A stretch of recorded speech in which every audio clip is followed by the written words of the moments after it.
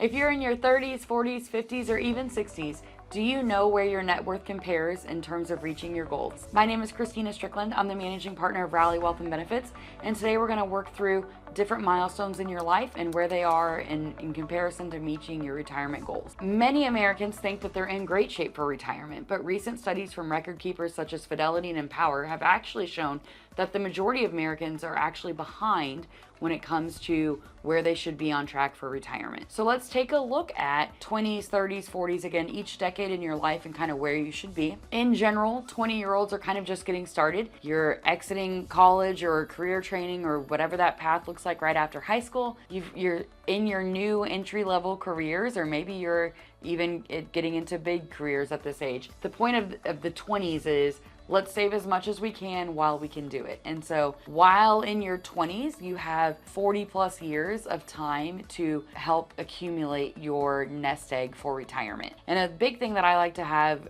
conversations with my clients on is save as much as you can while you can. And what I mean by that is if you're just starting out, maybe you're not married, maybe you don't have a family yet, and so it's easier to save a significant portion of your income towards retirement when you don't have those other competing responsibilities. So for example, I have 3 kids.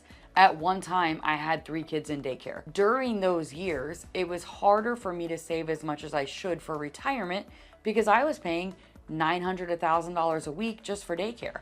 And so I was really grateful that before I had those daycare expenses, I was able to put a significant portion of my income towards retirement because I knew that at some point I probably wouldn't be able to save that much. So the goal in your 20s is take advantage of compound interest, take advantage of time being on your side, start saving as much as you possibly can during that time frame because again, there may be a point in your life where maybe you're not able to do that. Then we get to your 30s. In your 30s, we're starting to, again, really save as much as we can, but we're also in the 30s kind of dialing down to what do I actually need? And so what I think a lot of people start to think through in their 30s is we kind of make that transition from in our 20s, we're just, hey, just save as much as you can. In our 30s, we start to needle down to how much do I actually need? And so one of the concepts in retirement planning that a lot of financial planners use is a thing called the 4% rule. Now, some financial planners will actually go even lower and call it a 2.5% rule.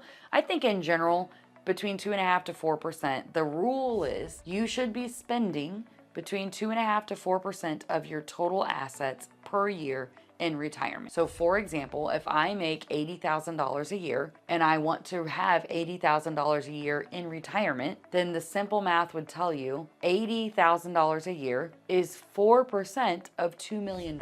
So as a 30-year-old, 30-something-year-old, you start to dial that in. So if I know, again, hey, I make $80,000 a year, that's what I want to live on, I now know I have 30 years to accumulate a $2 million portfolio. So in your 30s, you continue to save, but you start to dial into what do I actually need in retirement. One of the mistakes that I see people make is they follow these rules of thumb, and you've all seen them.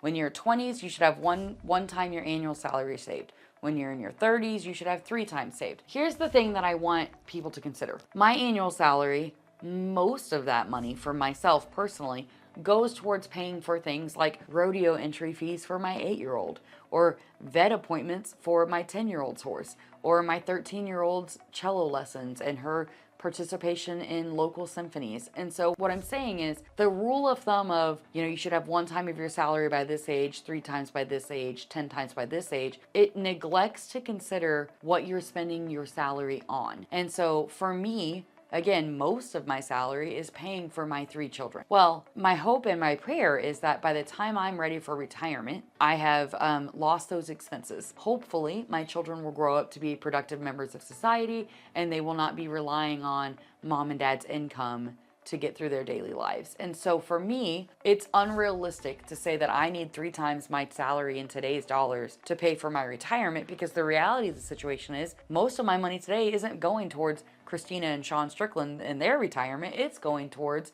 again, those 3 kids and what their goals are. So the point of that is, just because there are one-size-fits-all answers, that doesn't mean that they apply to you. So what we really want to do in our 30s is really get an idea of what's the income that I need today to live on. So mortgage, utilities, rent, insurance, going out to eat every now and then, travel, things like that. How much of my income is going towards things that are actually for me or my spouse? That's the number that we really need to be our target. And so just because your salary is XYZ doesn't mean that that's what you actually need. So in your 30s, that's the time to dial that in. Then in your 40s, once we know, hey, in order to meet this goal, hypothetically, I should be saving 8% of my income. Plus maybe I get a match from my employer. You kind of have dialed that in your 30s and figured that out. In your 40s, the goal is now we need to make sure we're being tax efficient and we need to make sure we're doing it the right way. So a lot of folks in their 40s, that's when they'll start to make the transition from maybe they started out as Roth in their savings. Maybe now they need to switch to pre-tax for a couple of reasons. One, in your 40s, your income may be higher than it was in your 20s, in which case you're probably in a higher tax bracket. And so it might make sense to make that transition from Roth to pre-tax because you're in a higher tax bracket and now we need that tax deduction by saving those dollars pre-tax. A second consideration is in the Roth versus pre-tax conversation, how many years do you have for these assets to build up before you spend them? So for example, if I contribute pre-tax, maybe I'm saving 20% in taxes. Well, how many years would I need to have a Roth invested for the investment performance to make up for losing that 20% tax savings that I would get if I did pre-tax? So in your 40s, that's when we really start to dial that strategy in. And then in your 50s, we're looking at making sure our risk tolerance is still in line with our goals. You know, we all understand in theory